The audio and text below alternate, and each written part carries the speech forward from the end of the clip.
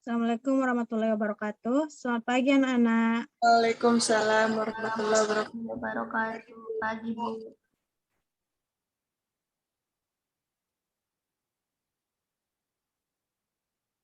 Hadir semua? Hadir semua. Hadir, Bu. Ya baik, alhamdulillah ya. Pada sehat semua kan? Alhamdulillah. Alhamdulillah sehat, Bu. Oke. Nanti sekretaris kirim absennya ya ke Ibu. Baik, Bu. Oke. Ada yang masih ingat pelajaran kita minggu lalu? Kesetimbangan kimia, Bu. Ya, betul sekali ya, masih ingat Hanisa. Hari ini kita akan mempelajari sifat koligatif larutan. Ibu share screen-nya.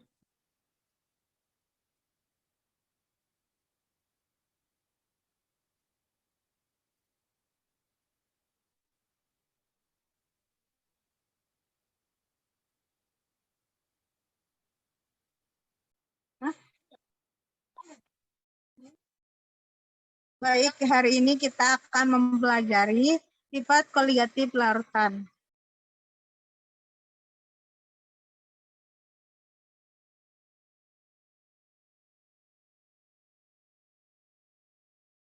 Nah, yang pertama, larutan. Sebelum kita mempelajari sifat koligatif larutan, kita harus tahu dulu larutan itu apa. Ada yang tahu larutan itu apa?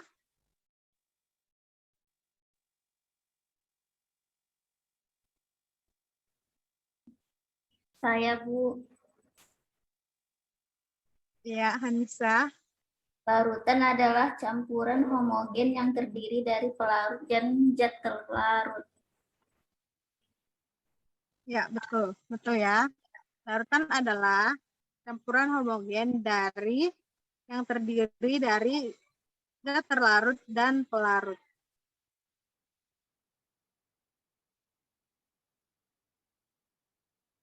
Nah, ini dia. Larutan adalah campuran homogen dari dua atau lebih komponen yang terdiri dari pelarut dan zat terlarut. Nah, kalau pelarut itu apa?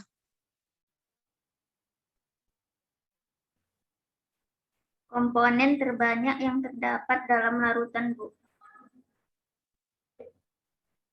Ya, betul. Pelarut adalah komponen paling banyak terdapat dalam larutan.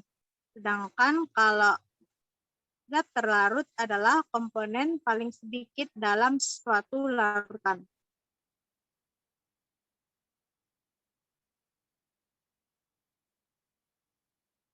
Selanjutnya, kita akan mempelajari sifat koligatif larutan.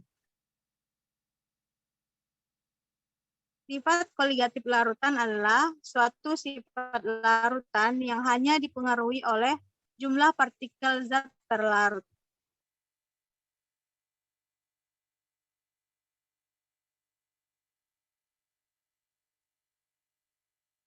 Contohnya,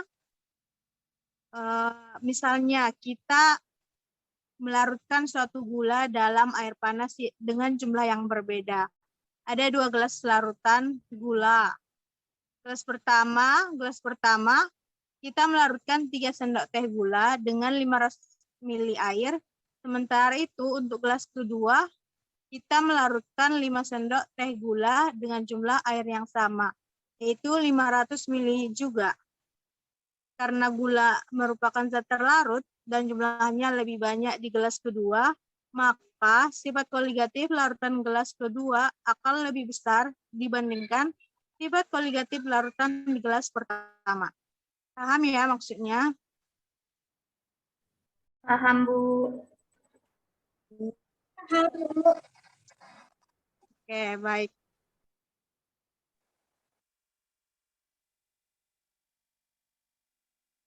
Nah, di sini ada contoh lagi larutan pada larutan garam. Zat terlarutnya ada dan zat pelarut. Zat terlarutnya merupakan garam atau NaCl dan pelarutnya adalah air H2O. Nah, jenis-jenis sifat koligatif larutan. Ada yang tahu? Ada berapa jenis-jenis sifat koligatif larutan?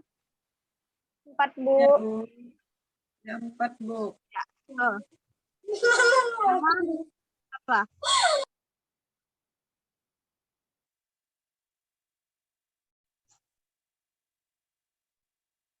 Yang pertama Ada yang penurunan tahu? tekanan uap. Ya. Yang pertama, penurunan tekanan uap atau delta P. Kedua, Kenaikan Yang kedua, kenaikan titik didih, Bu.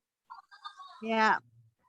Kedua, ada kenaikan titik didih yang disimbolkan dengan delta TB. Yang ketiga, Penurunan titik titik beku. beku. ya betul, penurunan titik beku delta TF. Dan yang terakhir, tekanan osmosis yang disimbolkan dengan P.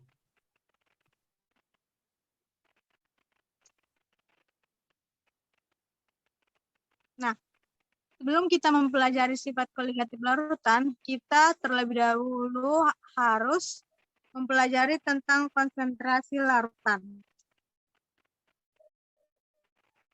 Sifat suatu larutan itu ditentukan oleh suatu konsentrasi.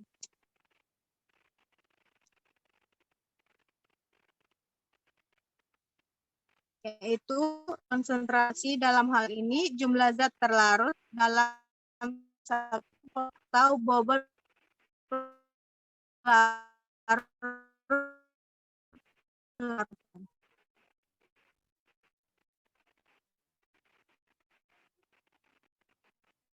Pelajaran kali ini konsentrasi yang kita pelajari adalah fraksi molalit.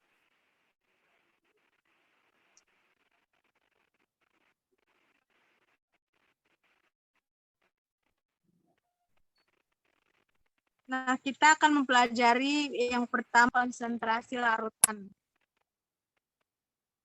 Ada fraksi mol yang disimbolkan dengan X. Fraksi mol zat terlarut atau XT sama dengan NT per NT tambah NP. Dan fraksi mol zat pelarut atau yang disimbolkan dengan XP sama dengan NP per NP tambah NT.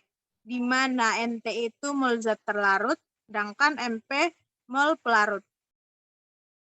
Nah, ini XT ditambah XP sama dengan 1. Artinya, fraksi mol terlarut dan fraksi mol pelarut sama dengan 1.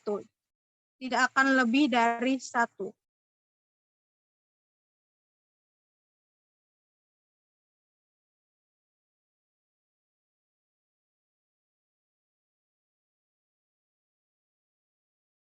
Ini ada contoh soal.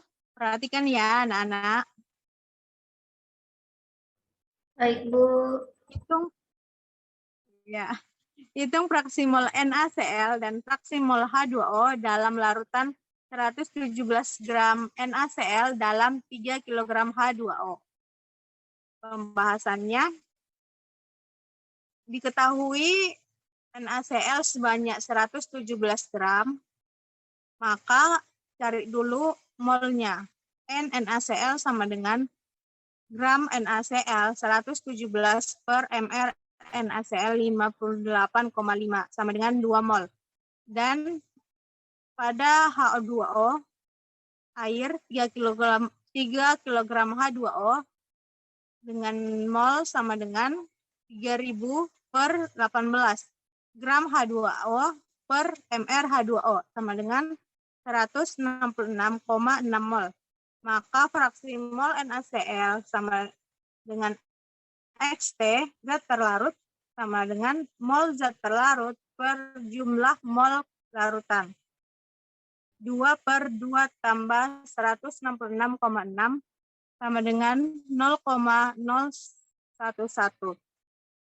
Sedangkan pada fraksi mol H2O atau XP, NP sama dengan NP per NP tambah NT sama dengan 166,6 per 166,6 ditambah 2 sama dengan 0,988.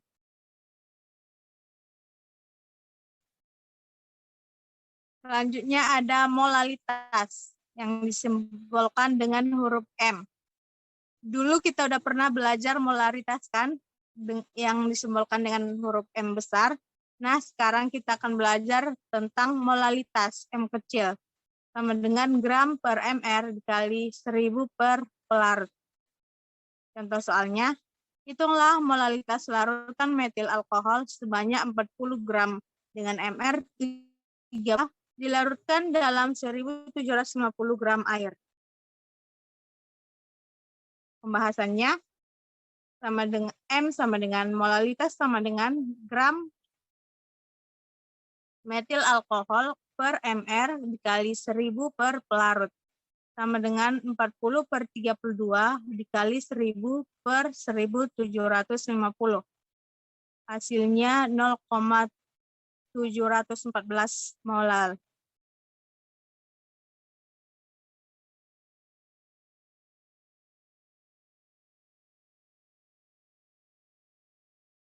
Pada sifat koligatif larutan, kita akan mempelajari tentang larutan elektrolit dan non-elektrolit secara sekilas. Karena sifat koligatif larutan ini berhubungan juga dengan larutan elektrolit dan non-elektrolit. Larutan elektrolit dan non-elektrolit adalah sifat larutan berdasarkan daya hantar listriknya. Larutan elektrolit adalah larutan yang zatnya mampu menghantarkan arus listrik ketika dilarutkan dalam air, sedangkan larutan non-elektrolit adalah larutan yang zatnya tidak dapat menghantarkan arus listrik.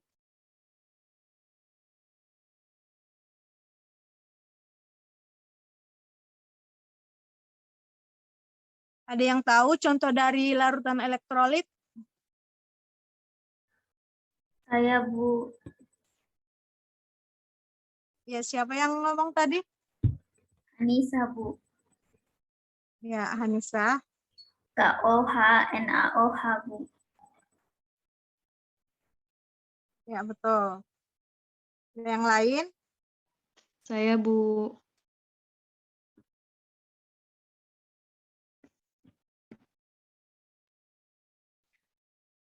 Contohnya itu HCl sama HBr, Bu.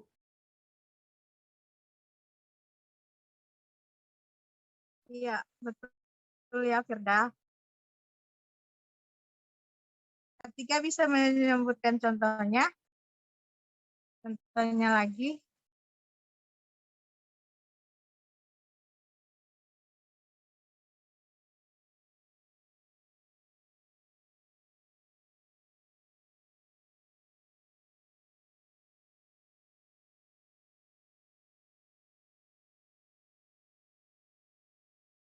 Sekarang kita ke sifat yang kedua, kenaikan titik didih.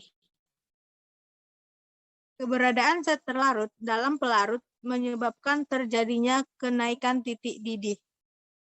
Titik didih TB lebih tinggi dari titik didih pelarut dengan 100 ditambah delta TB.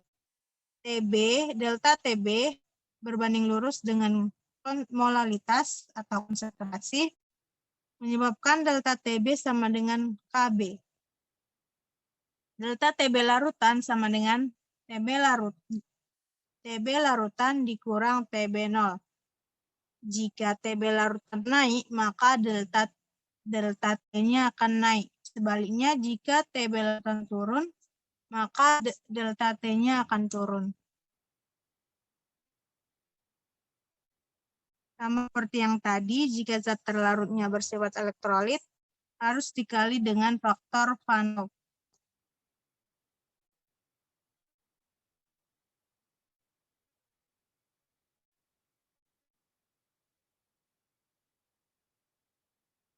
Sifat yang ketiga ada penurunan titik beku. Titik beku pada larutan adalah temperatur di mana tekanan uap larutan sama dengan tekanan uap pelarut murni. Pada temperatur tersebut terdapat dua fasa, yaitu pelarut padat dan larutan cair berada dalam kesetimbangan. Rumus yang kita pakai pada penurunan titik beku larutan ini yaitu delta TF larutan sama dengan TF0 dikurang TF. Jika TF larutan naik, maka delta T ikut naik. Sebaliknya, jika TF larutan turun, maka delta TB-nya akan turun. Delta TB larutan berbanding lurus dengan tekanan uap. Maka berbanding lurus juga dengan konsentrasi, seperti yang tadi. Banding lurus, TF berbanding lurus dengan molalitas. Jadi delta TF sama dengan KF dikali M. KF adalah konstanta kenaikan titik beku molal derajat Celcius per M. TF ditambah delta TF sama dengan 0, dengan TF sama dengan min delta TF. Sifat koligatif larutan yang terakhir ada tekanan osmosis. Tekanan osmosis merupakan suatu sifat koligatif karena besar nilainya hanya tergantung pada banyaknya partikel. Besar nilainya ini hanya tergantung pada banyaknya partikel zat terlarut per satuan volume larutan. Tekanan osmosis tidak tergantung pada jenis zat terlarutnya. Dengan rumus P sama dengan N per P R kali RT sama dengan M RT. Di mana V adalah tekanan osmosisnya melalui zat terlarut, I sama dengan volume larutan, R sama dengan tetapan gas, yang biasa kita pakai 0,082. Dibulatkan ya, dan T sama dengan suhu dalam Kelvin.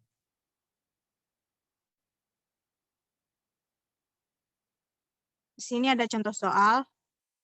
Berapakah tekanan osmosis larutan glukosa 0,4 M 0,4 molar dalam air pada suhu 27 derajat Celcius.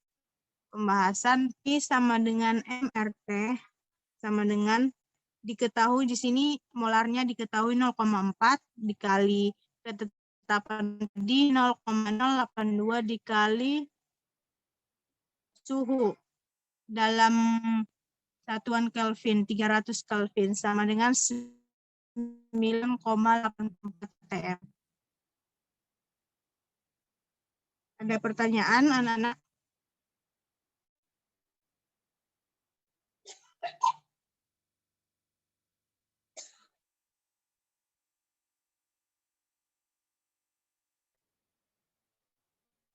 Di sini kalau nggak ada pertanyaan, di sini ada latihan.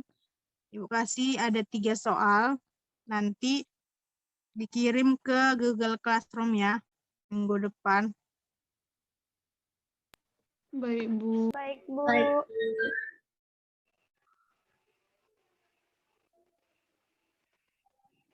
Ibu rasa pelajaran hari cukup sampai di sini. Terima kasih atas perhatiannya. Kita sambung minggu depan ya. Baik, Bu. Bu. Oke. Terima kasih. Assalamualaikum warahmatullahi wabarakatuh. Selamat pagi anak-anak. Waalaikumsalam. Waalaikumsalam. Selamat pagi, Bu. Pagi, Bu.